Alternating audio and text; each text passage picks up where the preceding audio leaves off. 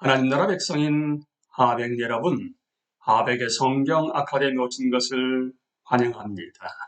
이 시간은 신약을 읽다 44강 시간입니다. 함께 나눌 주제는 오순절 시대 제2부입니다. 예루살렘 교회가 바울을 받아들이지만 성전에서 체포되다.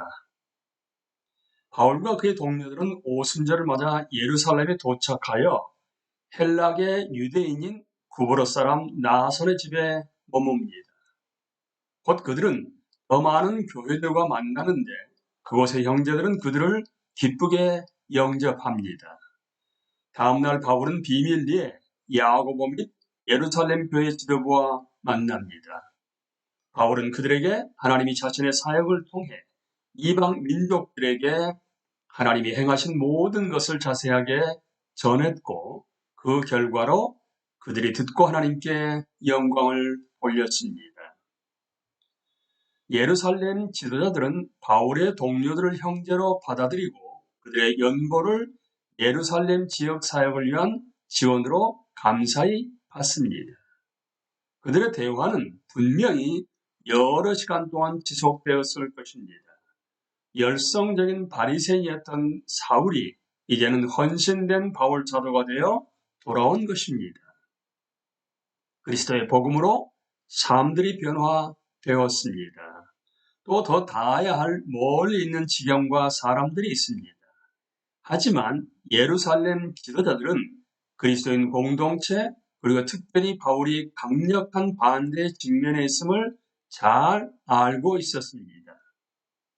유대인들, 심지어 그리스도를 믿게 된 자들 중에서도 몇몇은 그리스도인 공동체를 헐뜯고 다녔습니다. 그 이유는 이방인들을 지나치게 관대하게 받아들이는 자세와 토라의 역할을 강조하지 않는 입장 때문이었습니다. 그들은 바울의 사역을 이방에 있는 모든 유대인을 가르치되 모세를 배반하고 아들들에게 할례를 행하지 말고 또 관습을 지키지 말라 한다고 가르치는 것으로 잘못 이해하고 비방하는 말을 들은 것입니다. 그 결과 예루살렘 지도자들은 바울에게 나시린 서원에 참여함으로써 바울이 믿는 유대인들과 연대하고 있음을 보이는 것이 좋겠다고 제안합니다. 그들은 바울에게 다른 4명과 함께 정결 예식을 행하고 제물의 값을 내며 성전의 제사장들에게 이를 알릴 것을 요청합니다.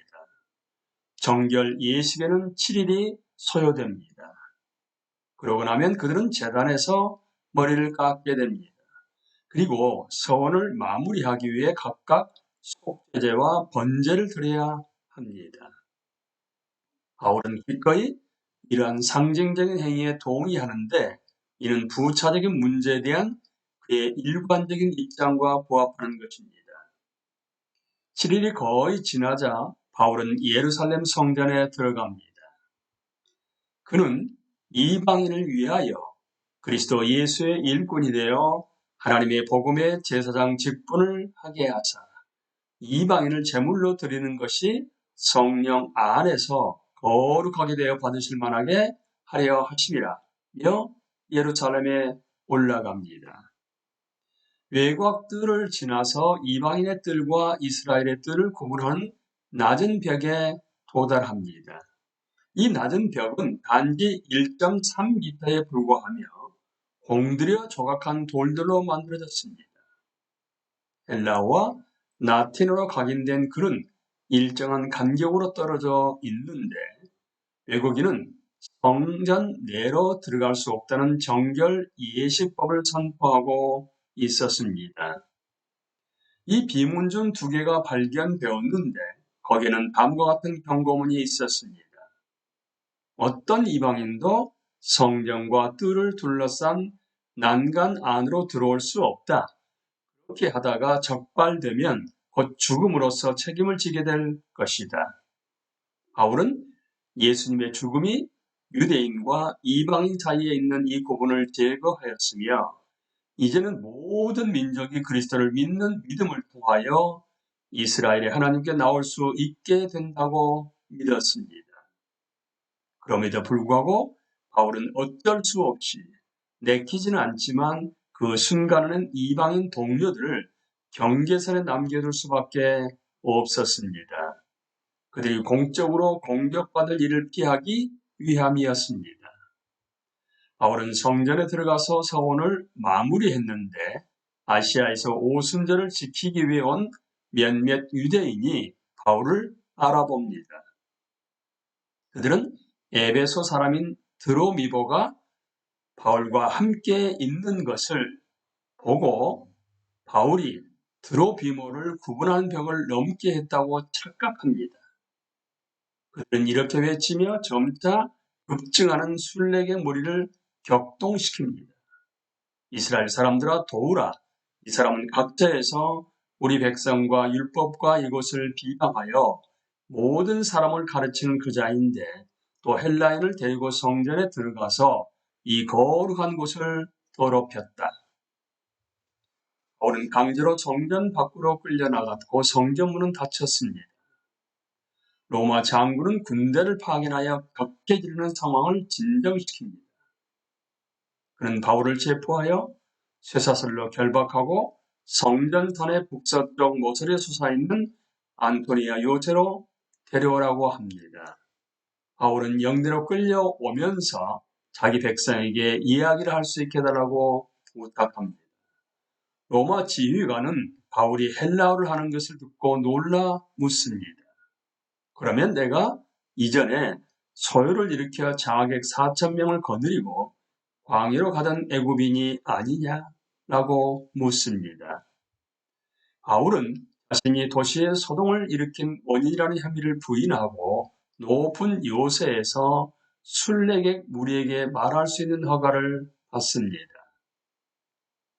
바울이 오순절 순례객 공회 벨릭스 앞에서 증언하다. 바울은 자기 동족들에게 히브리어로 말하며 그들의 마음에 있는 말로 그들을 안정시킵니다. 1세기 내내 유대에서는 여전히 히브리어를 사용했으며 다만 갈릴리와 북부 지역에서는 아람어를 사용했습니다.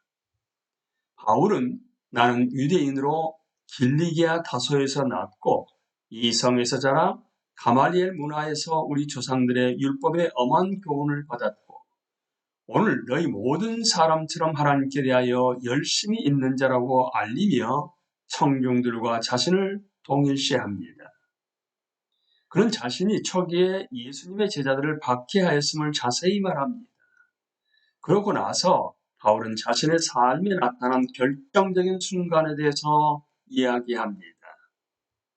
가는 중 다메섹에 가까이 갔을 때 오정쯤 되어 호련히 하늘로부터 큰 빛이 나를 둘러비치매 내가 땅에 엎드려져 들으니 소리 있어 이르되 사울아 사울아 내가 왜 나를 박해하느냐 하시거늘 내가 대답하되 주님 누구시니까 하니 이르시되 나는 내가 박해하는 나사렛 예수라 하시더라.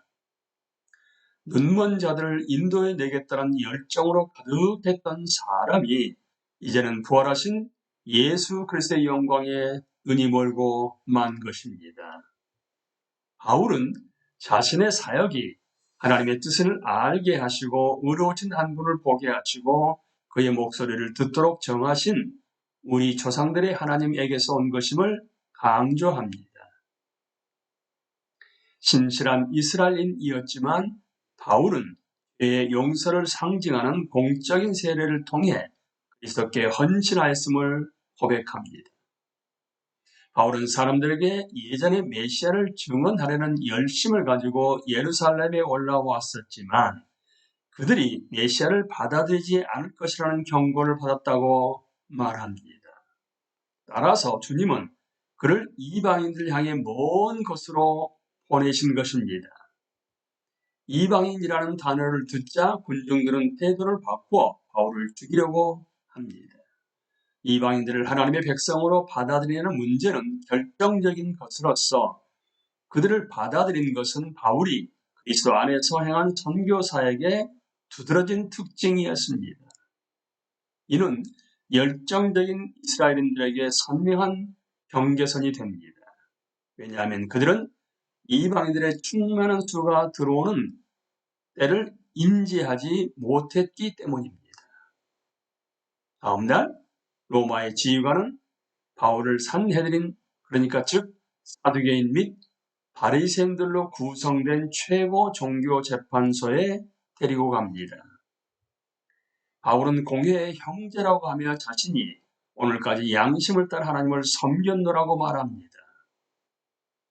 섬겼노라는 단어는 성실한 시민의 의무를 묘사할 때 사용하는 전문 용어입니다.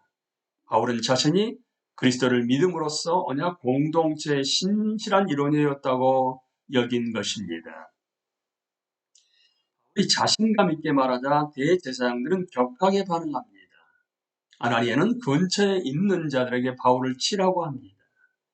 날이 선 대화가 더 오갑니다.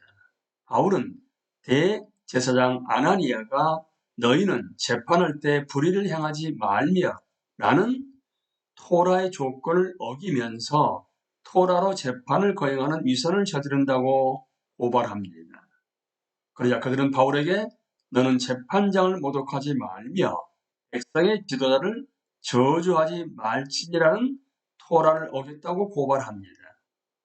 바울은 이렇게 서로 고발을 계속해봐야 갈등만 깊어지겠다는 사실을 깨닫습니다.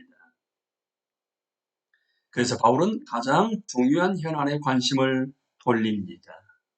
형제들아, 나는 바리새인이요 또 바리새인의 아들이라. 죽은 자의 소망 곧 부활로 말미암아 내가 신문을 받노라. 바울은 죽은 자 가운데서 부활하는 것이 메시아 예수로부터 시작되었다고 믿습니다. 육체의 부활에 대해 바리새인과 사두개인 사이에 엄청난 신학적 갈등이 존재한다는 사실을 기억할 것입니다. 바울의 주장은 그곳에 모인 공회 사이에 폭발할 것 같은 논쟁을 촉발시켰습니다. 이 대소동 가운데 몇몇 바리새인은 바울의 편을 들며 주장합니다. 우리가 이 사람을 보니 악한 것이 없도다. 혹 영이나 혹 천사가 그에게 말하였으면 어찌 하겠느냐. 갈등이 격화되자 바울은 공회에서 빠르게 끌려나와 안토니아 요새로 복귀합니다. 부활하신 주 예수께서는 그날 밤에 꿈에서 바울 옆에 서시고 이렇게 약속하십니다. 감대하라. 내가 예루살렘에서 나의 일을 증언한 것 같이 로마에서도 증언하여야 하리라. 바울의 생명을 해하라는 모의가 있음을 듣고 천부장인 글라우디오 니시아스는 밤중에 중무장한 군사들의 호위 아래 바울을 가이사라로 이송합니다.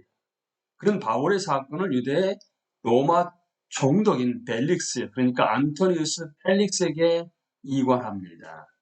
벨릭스는 다윈 출신으로 5년 전인 주 52년에 황제 글라우디오에게 임명받은 상태였습니다. 로마 역사가 타키투스는 벨릭스를 뇌에 기질을 지닌 폭군의 능력을 지닌 자라고 기록합니다. 요세푸스는 벨릭스를 불공정한 행위에 마음이 기운 자라고 묘사합니다. 5일 후 대제사장 아나니아가 예루살렘에서 장로 몇과 공소관으로 있는 훈련된 변호사인 더둘루스를 데리고 가이사라에 옵니다. 바울이 공공의 위협이 된다고 낙인을 찍고 세 가지 제목을 댑니다. 첫째, 가는 곳마다 유대인들 사이에서 소유를 일으킨다. 둘째, 나사렛 종파의 우두머리다. 셋째, 성전을 더럽힌 자다. 바울은 심금을 울리는 변호로 이 제목에 각각 반박합니다. 첫 번째 제목에 대해서는 자신이 성전이나 회당에서 절대로 군중을 동요시키려는 의도를 품은 적이 없다고 부인합니다.